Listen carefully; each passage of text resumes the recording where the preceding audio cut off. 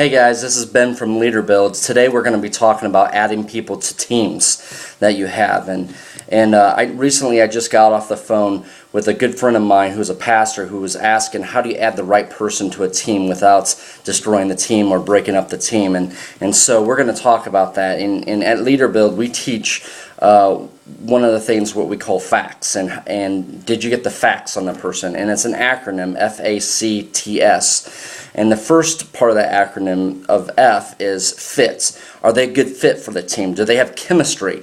Or when they're around other teammates, do they, can they have good cohort?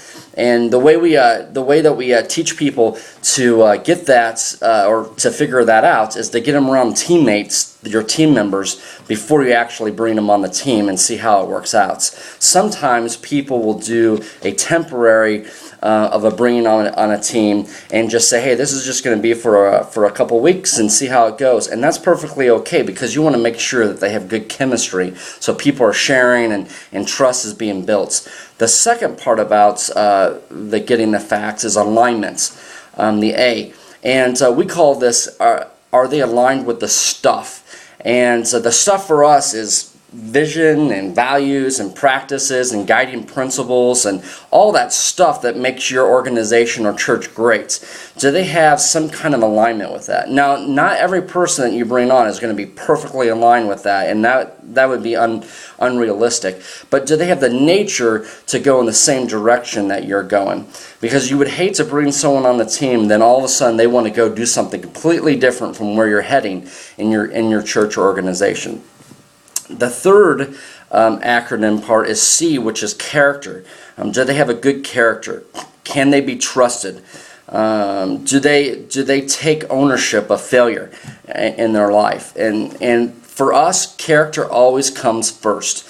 You can't teach character. You can't mentor character. It has to be part of who they are.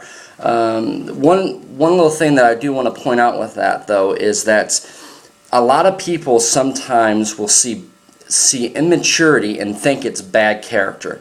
And it's two different things, because immaturity will make someone to be maybe impulsive, and that's an immature part of it. It's not so much a bad character part of it, but it's really hard to see the difference. So I would really sit down and evaluate someone. And if you see something that makes you feel uncomfortable and you think it's a character flaw, really investigate it to make sure it's not an immaturity flaw, because immaturity can be worked through if you have the time. The fourth one is T, which is tested leader. Are they a tested leader?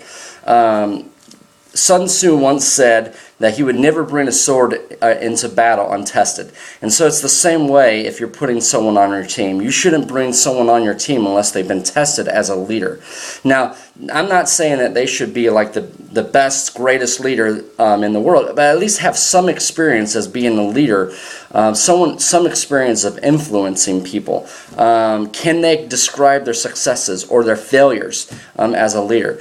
The last part is S, which is skills. Do they have skills for what you need, the needed skills? So many times I hear people who say that they brought people onto a team or they recruited a volunteer simply because they just needed a volunteer, that warm body. And they didn't really have the skills to fit that, and they regret it ever since they did that. So don't do that. Make sure that the person that you bring on does have a skill that you need and that will fit well in that team with it. I have a review here that you can look at.